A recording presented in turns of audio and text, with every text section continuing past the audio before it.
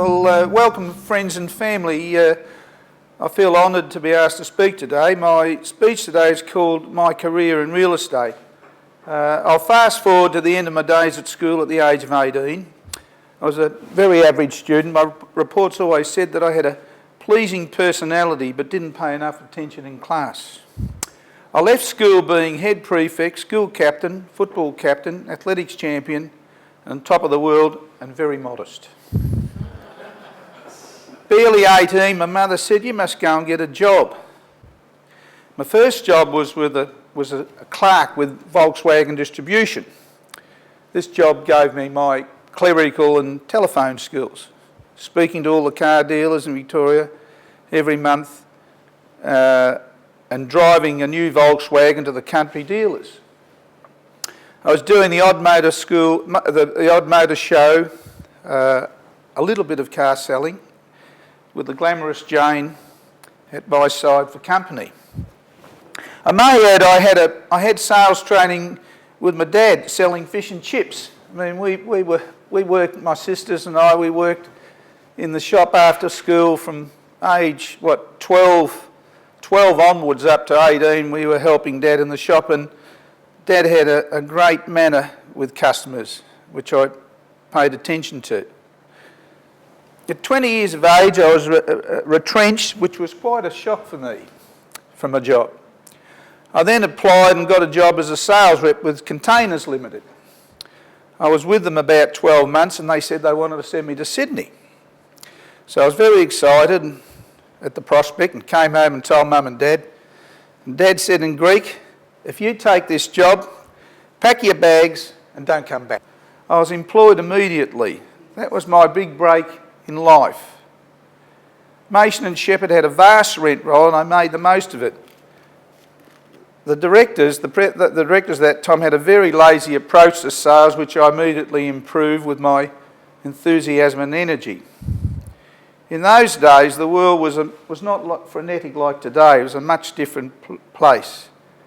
The company was run by two brothers, Peter and John, and a Baptist preacher called Gar Slatter. All lovely blokes, but they had no killer instinct. John's principal role was to take photos of houses and make tea for everybody at 10:30 a.m. and 3:30 p.m. Our old office building was a unique two-storey. In the office downstairs was this old intercom system. John would shout every morning and afternoon without fail, "T-O!" and most of us would go upstairs and have a cup of tea with a Tim Tam biscuit. True, the world would stop for 15 minutes twice a day. It certainly wouldn't happen today. I excelled in my new salesman role and the company had never done so well in many years. It hadn't done so well for many years. I eventually became a director and bought the company 10 years later. The 70s and 80s were very kind to estate agents. People were discovering Albert Park, Middle Park and South Melbourne. It was a high turnover area. It still is today. My occupation took me to many interesting places and situations. I signed up a bloke who was the Sergeant at Arms in the Victorian Parliament. He then took me on a tour through Parliament. I signed up a merchant sailor in a container boat on the top of a sheep's carcass in a hold. I've met and completed many deals at airports, hospitals, factories, clubs, sports grounds. I've driven to many country towns to secure a listing or a sale. My occupation had many funny moments, some of them I can't tell you about, but anyway, seeing people at their best and worst. Greed was a common factor and a challenge to overcome. After all, selling or buying a house was the biggest decision of most people's lifetime. Funny but true. I remember selling a house for a bloke whose name was, his father loved Federation, this is true, and his name was Sydney, Melbourne, Brisbane. The buyer, that was his name, Sydney, Melbourne, Brisbane. The buyer was a Turkish gentleman whose name was Useless. Pronounced useless. I stifled laughing as I signed him up on a contract.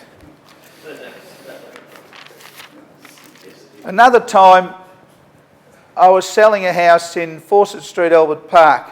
There's another chap, he's deceased. don't know whether you remember him, Mick, a bloke called Peter Rand. He used to have a company called Radin's Canvases. He's a big knob in Toorak and what have you. Anyway, I'm showing him this house, and he was a gay gentleman. He followed me into the room and closed the door. And he said, I love Greek men. And I quickly replied, I love Greek women. And I scampered out of the room. It was a very close call too. He's quite a towering sort of fella, and he was dead serious. He wanted to have his... That's right. That's correct. Actually, a few other instances. I remember selling a brick cottage, auctioning a place in Forster Street again, actually. Behind the house was a brick factory. I'd finished my spiel as an auctioneer, and I said, any questions? And this bloke says to me, what's the factory out the back used for? This is true. I said, I'm making biscuits, and you, sir, should be a smart cookie and buy this house today. Anyway, funny, doing auctions, looking at this remote mic here, you've got to be very, very careful. I can remember I was assisting Tony Pride one day, who's a very funny man. He was doing an auction with little buy activity. At the halfway mark of the auction, he goes inside to speak to the vendor. Tony says, they're all bloody idiots out there. Everybody heard it. He hadn't switched his mic off. Oh, golly, was that embarrassing? That's the first thing you do. Fortunately, that's all he said. On another occasion, I was talking to this Greek gentleman. He wanted to buy an investment. And he kept saying to me, he had plenty of equity in his house, but he wanted to use his house as cholesterol. And I didn't correct him. I know he meant collateral. I didn't laugh because he did buy a house from me. I met and dealt with many interesting people in all occupations, actors, athletes, advertising people, footballers, barristers, judges, famous businessmen, politicians. Just to give you a small smattering of the people I was privileged to meet in my vocation. I met Graham Kennedy, my brother-in-law Chris Mingos. He'd renovated this house in Rathmans Road, Hawthorne. Beautiful job he did. Anyway, he gave it to me to sell, and we had it open for inspection, and along comes Graham with this young fellow with him. Anyway, he liked it straight away, and he got me in the... I was going to say he got me in the corner. He didn't get me in the corner, thank God. He spoke to me in the corner, and he said, I like this house, I want to buy it. He was painfully shy, and not unlike his TV image where he was, gregarious and outgoing. He shook hands like a wet fish. But anyway, we made the deal. Met Maury Fields, a very funny man, Val and his wife Val, and they became friends of mine. I set Maury's property portfolio up. He also introduced me to Shane Bourne and sold him a house in Page Street, which he's there to this day. Joe Camilleri, a good guy, sold him a little tiny house in Brook Street, Albert Park, which was one of his first purchases. I think he's been married 3 times. We met quite an interesting film producer, Fred Skepsey, lovely bloke. Jane Campion, a very private lady. She didn't want anyone to know she'd bought a house. Renee Gayer, she's a nut. Nick Cave, quite a shy bloke, very famous now. I sold him a unit at the Red Tulip Factory development. Graham Goebbels, Glenn Scheich of the Little River Band. Just ordinary, modest blokes out of the limelight. Graham Peebles, we sold him a house in Elwood. Shirley Shackleton, a very pleasant lady. Her husband Greg, if you can recall, he got shot in Timor. She still lives in Dorcas Street to this day in this old 2-storey weatherboard. Many footballers, Mark McClure, a great bloke, sold his house in Princess Street, Port Melbourne. Ron Barassi, Tom Hafey, a very trusting bloke. I like Tom, a good bloke. Athletes, Raylene Boyle, a very private lady. John Landy, took John around and showed him the area. I talked about that unforgettable moment when he stopped and picked up Merv Lincoln, or was it Ron Clark? I can't remember.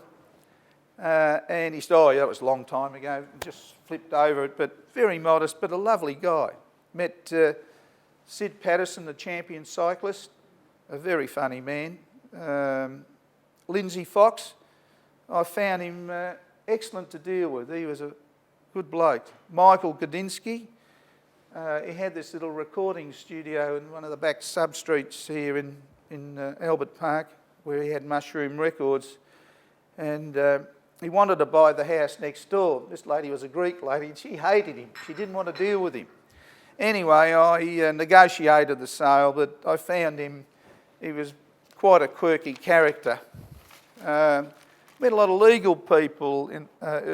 The ex-mayor of South Melbourne went on to become a judge, Howard Nathan, Robert Richter, out of the limelight, just very nice people.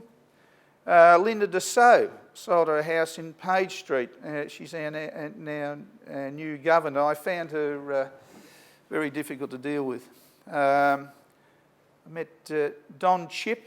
At the time, Don was near the end of his career, and I don't think, just before he got seriously ill, but I found him a very amiable bloke. David Syme, I remember getting the call from this Syme secretary, the Age Dynasty. He came and picked me up in a Rolls Royce with his chauffeur. We drove all around Albert Park. I explained the values and what have you, but he said the area was too dear. But he was a nice fellow. And another fellow, Alphonse Gangitano. One of my clients, an architect, Nick Camarino, introduced him as an investor. I didn't know who he was. I drove him all around Albert Park explaining values. He said it was dearer than Carlton. He didn't buy anything, but we got on like a house on fire. I suppose you meet people and greet them and judge them as you see them, you know. Bob Maguire, I used to see him on a regular basis. I used to say, how you going, Father? And he'd say, not bad, brother. Anyway, that was my relationships with a number of people. I sold my business in 1989 at the height of the boom. Interest rates were 17%. Actually, I'd had a couple of sad years. My mother had passed away and it didn't fare with me very well, and I'd been working very hard. Anyway, at that time when interest rates were 17%, I thought I had enough money to retire. I thought I don't need to work, I've got plenty of dough. I thought I needed to smell the roses and take time out, see the children. But Mr Keating brought the interest rates down quickly with the recession we had to have. And I spent 2 years at home and got terribly bored. But refreshed. I had a stint in Murrumbina. That wasn't so successful. Then I joined Wilson and Pride and worked with them in Bayside in the city for 13 years. They were wonderful years, and I learnt a lot and enjoyed the experience. We were pioneers in selling high-rise off-the-plan apartment projects. As you now know, it has now become a huge market. I had a little bit more time not working as a sole operator and became involved in many facets of buying and selling real estate for myself and invested widely. I bought and sold blocks of flats with Mike Spartell's a very canny and intelligent businessman. Mick taught me a hell of a lot. Gerard Carrar, Tony Pride. We did a lot of deals. I did a lot of unit buying and selling. I think just on deals, I think the secret of perhaps making money, you've got to keep doing deals. All right, you can make mistakes, but not too many mistakes. But if you don't do deals, you're not going to prosper. I've personally invested heavily in real estate, and it's been very productive and rewarding for me in my life. Anyway, that's enough about me. Let's talk about real estate today. Let's talk about the real estate bubble, if there is a bubble. My initial gut feeling was that we're getting close to a bubble, but prices have not dropped since 1991 in Melbourne. On reflection, I can't see an immediate bubble because of the following. Melbourne is having a population spurt. They have 100,000 people coming to Melbourne every year. 100,000 migrants. They need houses, flats to rent. There's a distinct lack of supply. And of course, if you've travelled there, Melbourne is a paradise. People want to live here. It's better set out than, say, Sydney and more affordable. It's got a great lifestyle, parks and cafes and restaurants. There is the Chinese factor. In Melbourne, 16% of residential dwellings are bought by Chinese, with offshore purchases comprising 28% of the apartment off the plan high-rise blocks. They're buying all around Australia because of our political stability, and their own stock market is a shambles. So they want security, so they're laundering their money here in Australia. And because of the low interest rates, I can't see, unless the interest rates go up dramatically, I can't see that changing. I think the bond rate is, 10 years, I think it's 2.7%, so I can't see interest rates going down. Going up, I mean. The market has changed quite dramatically to when I was buying and selling. However, the basic fundamentals of buying has not changed. Location. This is more important than ever. Proximity to transport, walking distance to schools and shops and recreational areas. When you think our forefathers, all the Greek migrants that have bought in Carlton, South Melbourne, how smart were they? They couldn't afford cars. They wanted to be near the markets, close to public transport, near the beach, and enjoy those benefits. They recognised location very quickly. The cost of living and petrol is making people think more about position. That's why they're building all these apartments around the railway stations and that. You know, they're really building up all the suburbs. I don't think you require, if you're within 200 metres of a railway station now, they can build a high-rise development. Price, well, that's the fundamental. The buying price has got to be right when you're purchasing real estate, otherwise it can be a very costly mistake and take years to rectify it. Today it's information overload at your fingertips on the internet. Unfortunately, everything now is published. It's very hard to buy a perceived bargain. You must do your homework, go to auctions, drive around the area, attend all the open inspections, read the local papers thoroughly, scour the internet, find out the motivation of the vendor. It's good to know why the vendor wants to sell. You can be a bit sneaky. You can go away and see a house for sale on the street. You can knock on a door 2 or 3 doors away from the house that's for sale, ask the neighbour, ask them about the street. What are the neighbours like? Are there any bikies in the street? Are you aware of any sales in the street? It's amazing the information you get from people. At the moment, it's a seller's market, but things can change. Forming a relationship with an agent. Get friendly with the agents. After all, you're not only a buyer, but also a potential seller. Get on their database. Agents today, they quote low. If you know the area and tell them that the price he's quoting is ridiculous, remind them that their price quoted should be within 10% of their reserve. That's the law. First-time home buyers or investors, my advice is to start small. Get in the marketplace. Inflation today, low interest rates are pushing prices for now, but as I said, it's a seller's market, but it could always change. Start with a small investment, a 1-bedroom flat or a modest house or a unit in an outlying suburb. Today, all the youngsters, they want everything now, but you've got to be patient when you're buying. Look at the less fashionable suburbs on the outskirts, places that I would suggest that you consider where you could make money and realise on it is, well, of course, Bayside, if you can afford it, St Kilda, Elwood, Ripponlea, Garden Vale, Moorabbin, Mentone, all those areas are very good areas to invest in. The western suburbs, I've had a lot of success in the western suburbs. Spotswood, Seddon, Footscray, Kingsville, Yarraville, Sunshine. They're all very good areas to buy, and they're still, you know, well within most people's budgets, but, you know, you've got to go out a little bit further. And if that doesn't, you know, if you can't afford those suburbs, I believe that you should consider the provincial suburbs. Ballarat.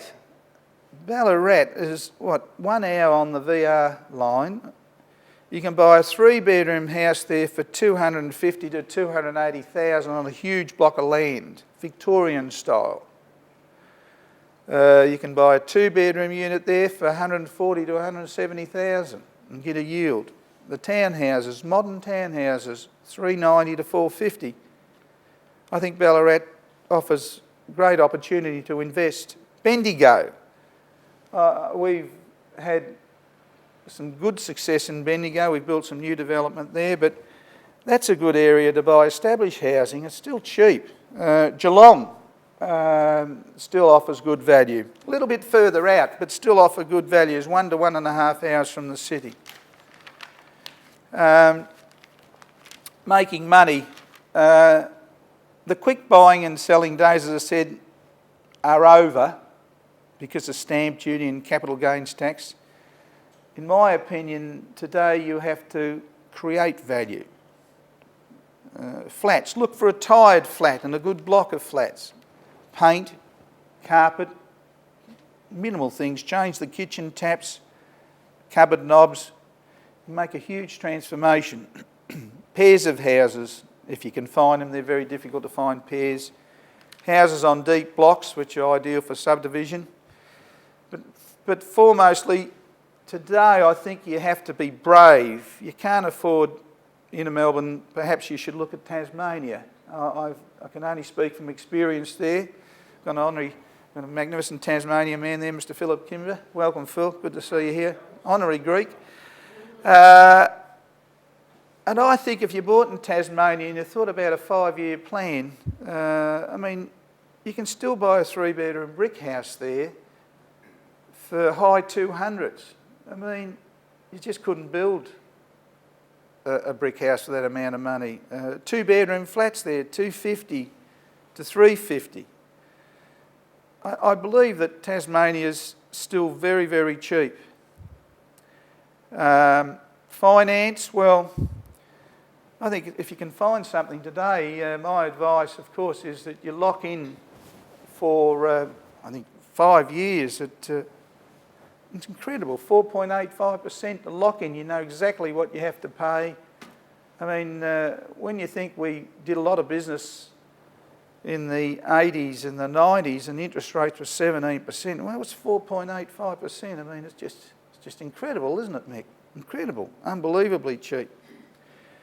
Try to do a deal with mum and dad for a loan or a joint ownership. But most important, if you're going to choose a partner, you have to be sure before you commit. A disastrous relationship can create doom for your pocket and the future. Anyway, they're my thoughts on real estate, and I thank you very much for your attention.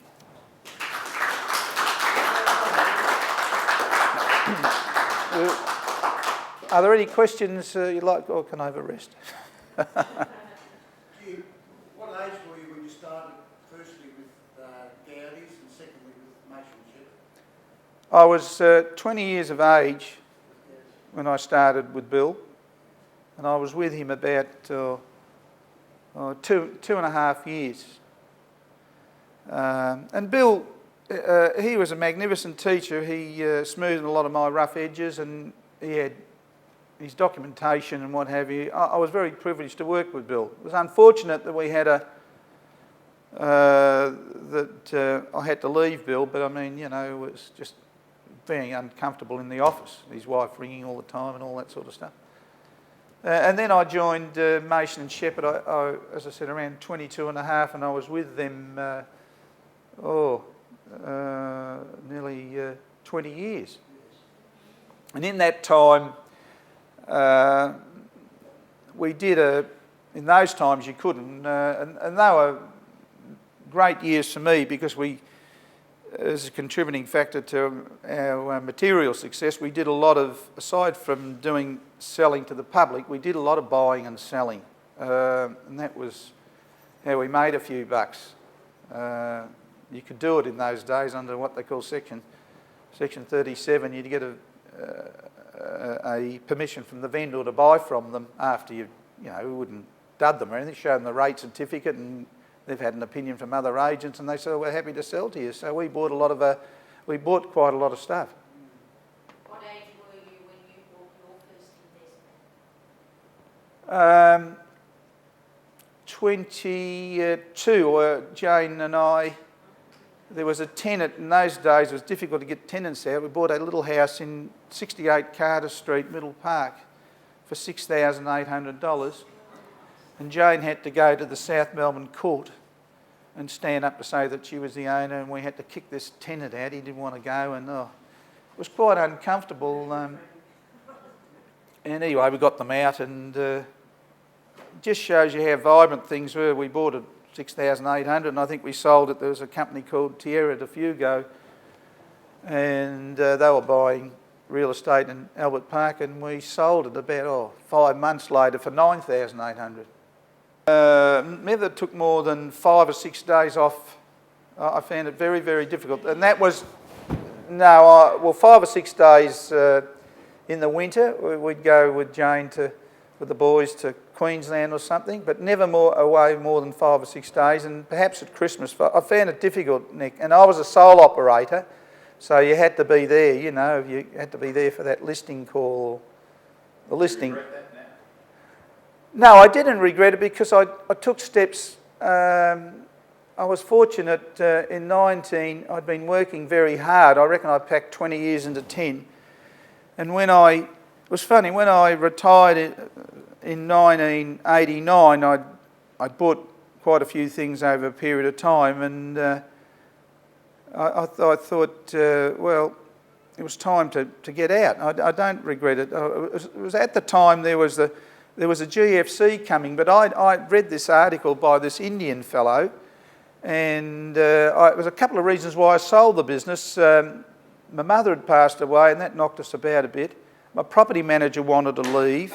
We were running that at that time. We're doing about 10 or 12 sales a month.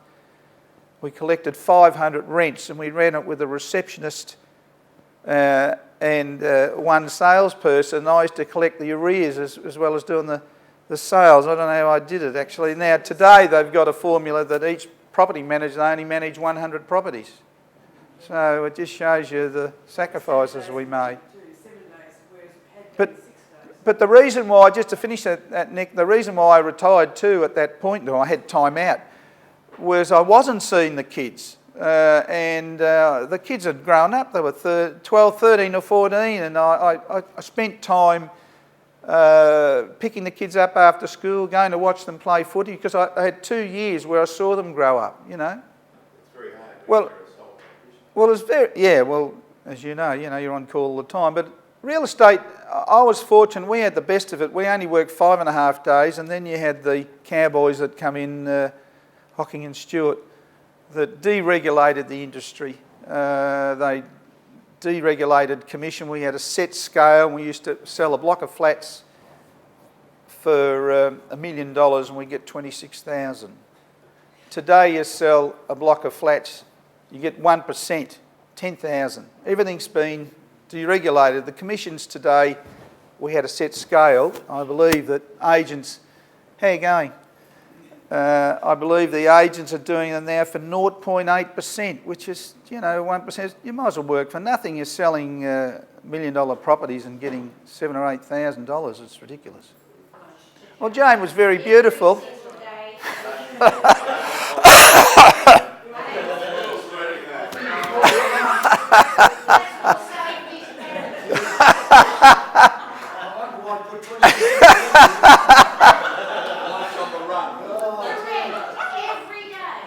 No, Jane.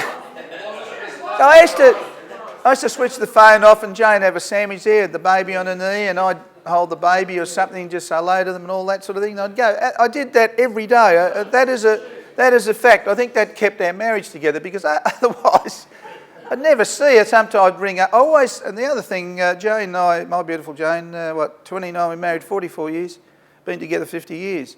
And the secret is communication. I always used to tell her, I wasn't perfect, but I'd say, look, I'm working on it. I won't be home till 9 o'clock tonight, Dale.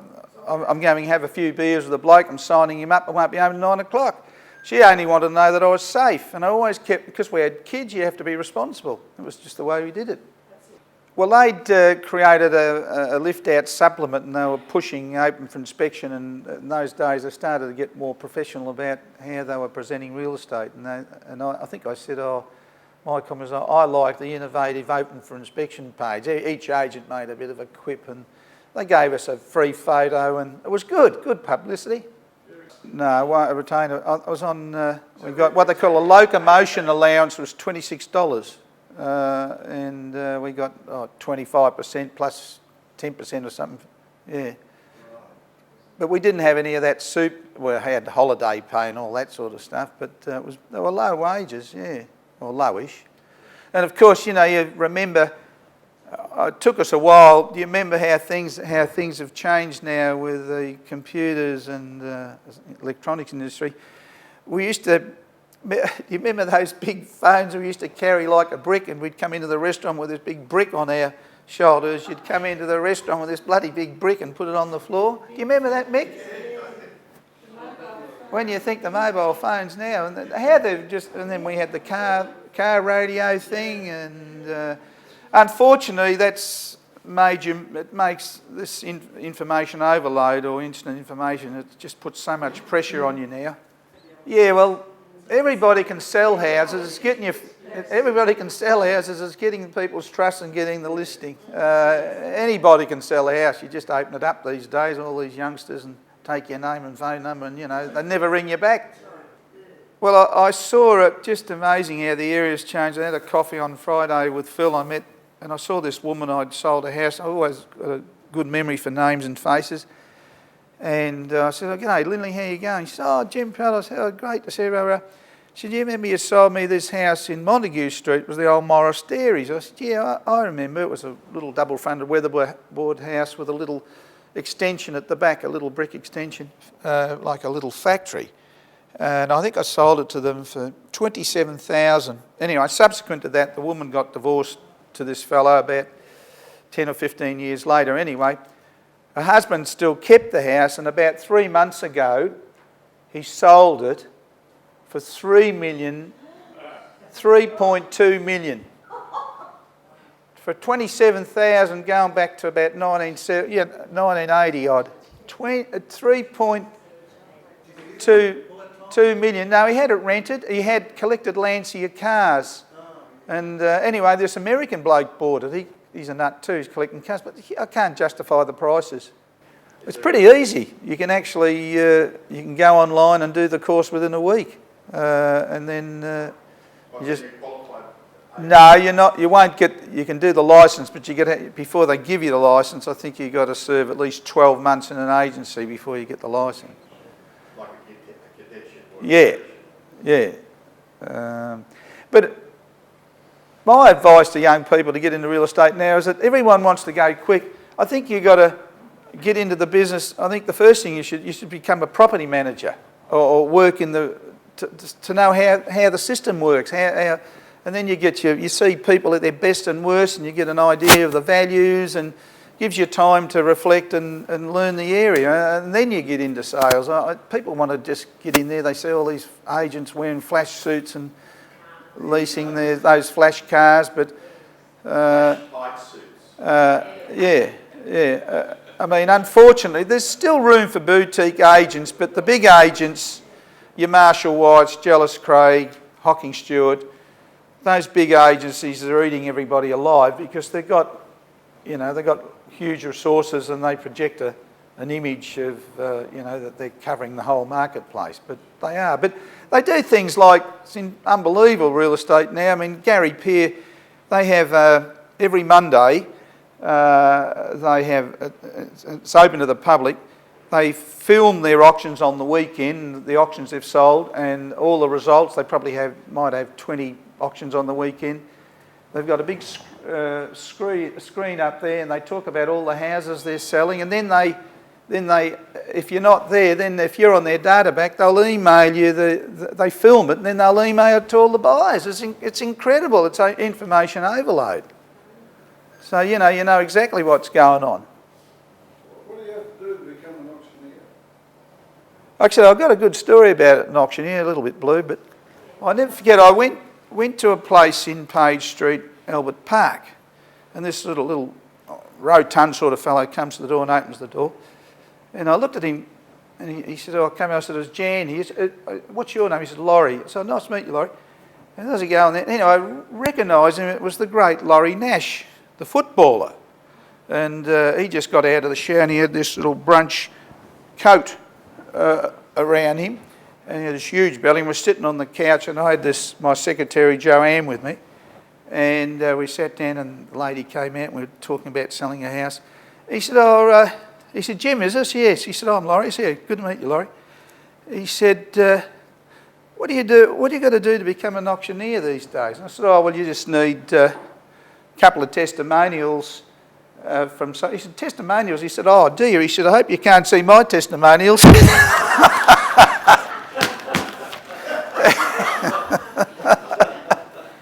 That's a true story. No, it has. It's not very hard. You can. They advocate you do. They have these special real estate training programs, and they film you, and they go through all these techniques, and it's very sophisticated. It's not difficult to become a real estate auctioneer. It's just public speaking and that sort of thing. I'm not comfortable with public speaking. I hate it, to be quite honest.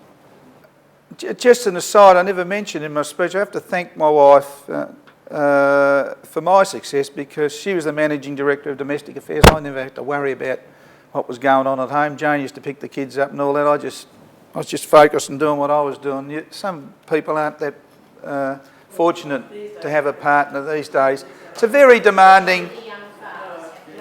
It's a very demanding vocation, and I don't advocate. It's not for a successful marriage, I don't reckon. They seem to be pointed at Asian students. Japan and China, where they don't have big areas to live in. Just lock them up. Just lock them up. I think, isn't there places in Japan they've just got a bunk on the wall, and you can go to these places and just have a lie down and all that sort of stuff? I think that's the sort of thinking. I don't know how they do it, Nick, because they used to have a rule: if it was under 50 square metres, you couldn't get a loan. But they've relaxed all that. I think there's a bit of skullduggery going on with all that.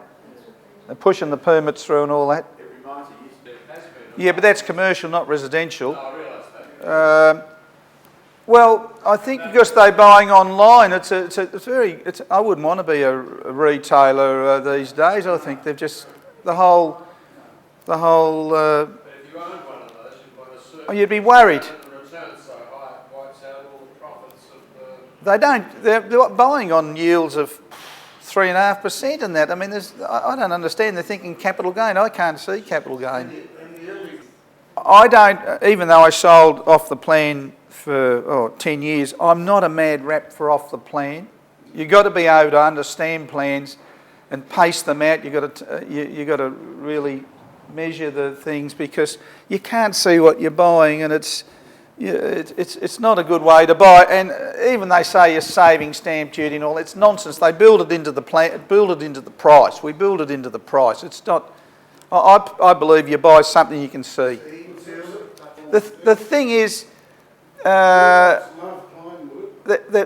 they've sacked so many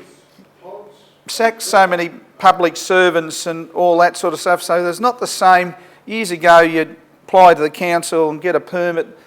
You can see that big hole there at Mount Waverley. Building surveyors issuing building permits within their own group. It's a lot of skullduggery going on, and it's a racket. So things have eased up a bit. It's not for the better, I don't think.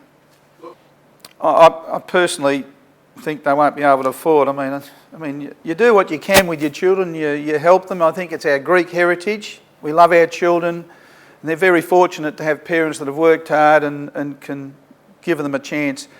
It's very, very hard to save $500,000 to buy a house around here. To buy a house per se, it's very, very hard to put that together.